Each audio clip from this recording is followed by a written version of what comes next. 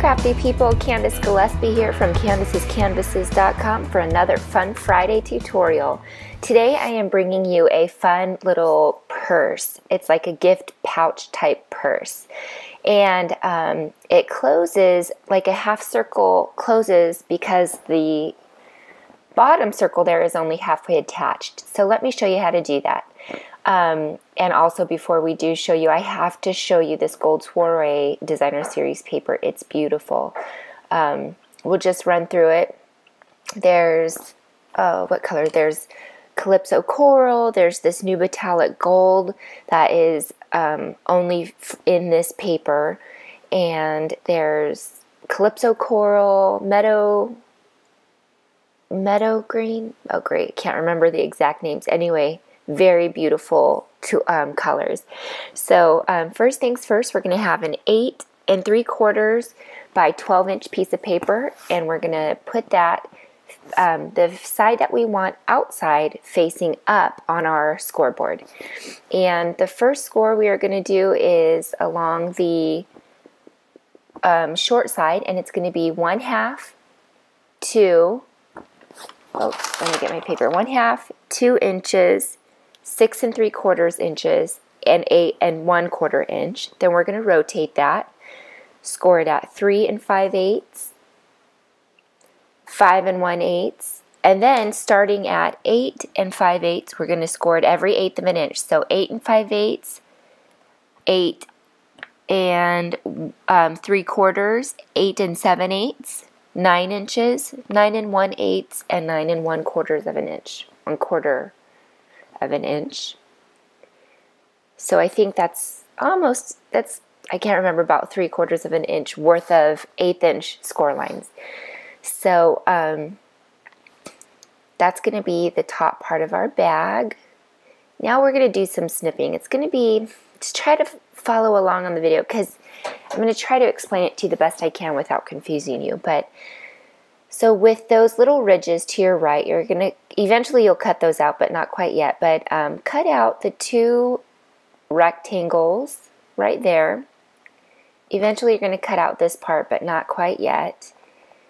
So with that part turning up, you're going to cut out these 2 smaller rectangles on the side. And eventually you will cut out that lower rectangle that you see there, but not quite yet either. Technically you could now, but in the video I'm not doing it yet. So then just to give it a nice clean closure, I'm cutting little slits out of there. So see, those bottom 2 portions are slightly shorter than that, the portion in my right hand. And you're going to just repeat that on the other side. Cutting up these 2 thin rectangles, cutting up these 2 score lines, cutting out little pie pieces as I say. I like to refer to them as pie pieces because I'm super visual. And then skip those ridges and then cut out those 2 rectangles right there. Okay, once you do that, you're going to grab your Circles Collection Framelits, and you're going to grab the largest circle. It tends to be the scalloped circle, which is fine. It adds a really cute finish to this bag. And you're basically going to line it up so that the sides of the circle don't hang off. It's not too big, but that it meets up just right. Once you do that, I'm just using some masking tape here, and I'm sticking it to my skin a bunch of times to get my oils off of my skin to take off most of the stick to that. And I'm just going to stick it down, grab my Big Shot, bring it in, and then I'm going to fold those 2 sides in so that it actually can go through the Big Shot.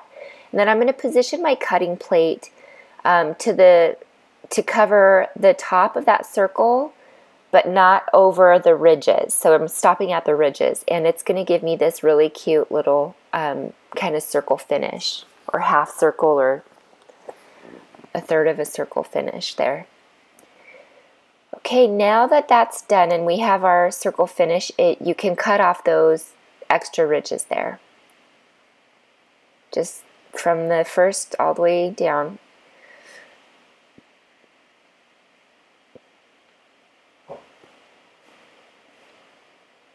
Okay, then I'm folding my score lines. You can use a bone folder. Designer Series paper tends to be a little bit thinner, so it depends on the project, but I'm not really using it here. Just giving it a good burnish with my fingers. And you saw me kind of fold each of those individual little lines. They're not very important to get precisely, just you want to encourage it to fold that way. Okay, now we are going to cut out these bottom rectangles. This is eventually going to be the front of our bag, and we're cutting those out to give it more of a bag feel. If those were in there, I feel like it would seem more like a box instead of a bag. It would just be sturdier like that. Now I'm taking my fabulous fast fuse, which I've grown to absolutely love. Haven't grown to totally get it right every time with disconnecting it, but I do love it. Now we are going to adhere that little tab to the back portion first. And then once that's done, we are going to stick the front down to those little 1/2 inch sides that we have right there. And that's the bones of our bags. Just use your index fingers to kind of encourage those sides to go in. Grab a 1 3/8 circle punch and center it the best you can and insert it about 1/3 of the circle and punch that out. There you go. Now we're using the index fingers to kind of encourage those sides to crease. And then I am happy to announce Stampin' Up! Has, in our new catalog, new 2014-2015 annual catalog, different sized hole punches. So I won't be needing to use my crocodile as much anymore. I did order a bunch. It came the other day, which is after I filmed this video. So once we have our holes pierced, we're going to take some Calypso Coral ribbon. Now the ribbon I'm using on film here is retired, so the number you saw posted is what we have currently. That's most comparable.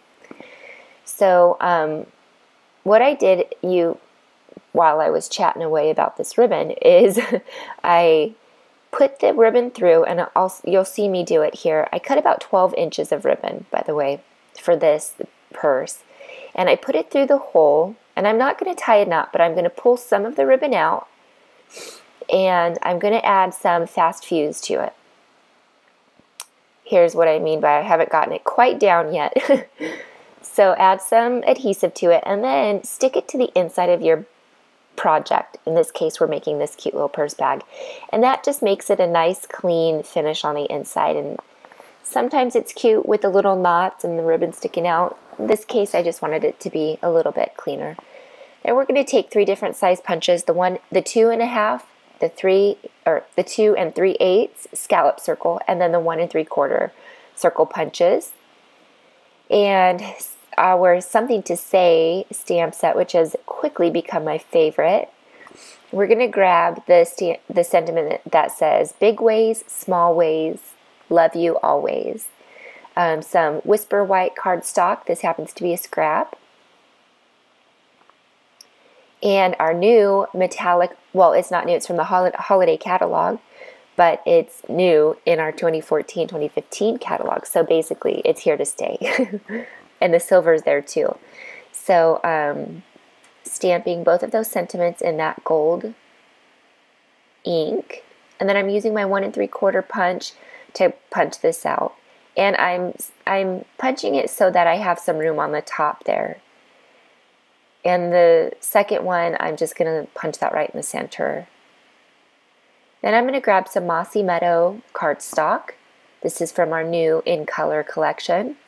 And I'm going to take that scallop circle and punch 2 of those out. Taking some, and then I'm going to grab my 2 1/2 big circle punch. I really only needed 1 of these. Punched out 2 because I'm just getting ahead of myself. There I am getting the second Mossy Meadow ink or cardstock. Then I'm going to use some oops, some Stampin' Dimensionals on the back of, actually right here I put them on the back of both of them, but I only need them to be on the back of the sentiment that's going to go on the front of the bag. And you'll see why in a second. I ended up having to peel those other ones off.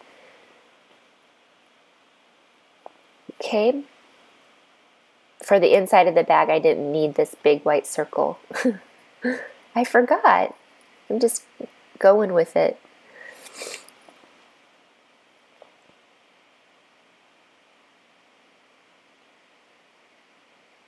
Okay. So now I am going to flip it over.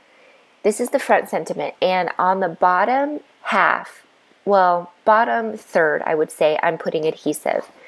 And I'm going to center that on the bottom center of my bag. And that's going to allow us to kind of slip the lid of our bag into that to keep it closed. And then here I figured out that, hey, I didn't use that on my last one. What am I thinking? So I just peeled those off. Hate wasting dimensionals. They're so fabulous. Put some fast fuse on there. And then this does kind of interfere with that fold, so I just encouraged it to kind of fold with it, and then it was no problem. And there's our bag. It's finished. It's so cute. So we're going to do one more little embellishment, and we're going to grab our Petite Petals punch and some more of our Mossy Meadow paper. Punch that out. We're going to use our paper piercing tool, the reverse side of it, to kind of give it some texture. And then we're going to adhere it with some glue dots, and then we're going to add a basic rhinestone jewel to the center of it. And then, oh, getting ahead of myself here. Here comes the rhinestones.